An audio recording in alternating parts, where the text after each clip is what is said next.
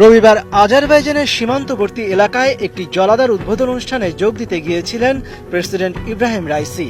সেখান থেকে ফেরার সময় ভারজাকান এলাকায় তাকে বহনকারী হেলিকপ্টারটি অবতরণের সময় দুর্ঘটনার কবলে পড়ে। ওই হেলিকপ্টারে ইরানের প্রেসিডেন্টের সঙ্গে পররাষ্ট্রমন্ত্রী হোসেন আমির আবদুল্লাহিয়ান ও স্থানীয় কয়েকজন কর্মকর্তা ছিলেন।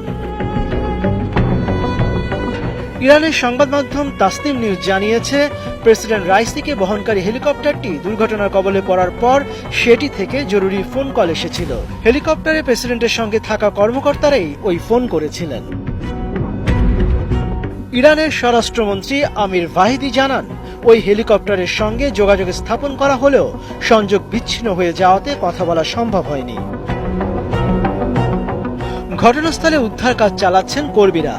নিখোঁজ হেলিকপ্টারের সন্ধানে 40টি উদ্ধারকারী দল মোতায়েন করা হয়েছে।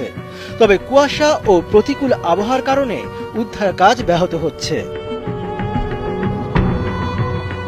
রাইসির ওই হেলিকপ্টারের সঙ্গে আরও 2টি হেলিকপ্টার ছিল, সেগুলো অক্ষত রয়েছে। প্রেসিডেন্টকে বহনকারী হেলিকপ্টারটি কোন ধরনের ছিল তা এখনো জানা যায়নি।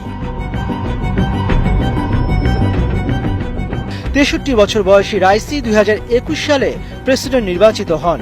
ইরানের রাজনীতিতে খুবই প্রভাবশালী রাইসিকে দেশটির পরবর্তী সর্বোচ্চ ধর্মীয় নেতা হিসেবে দেখা হয়। মনিরুজ্জামান বাবু, 71।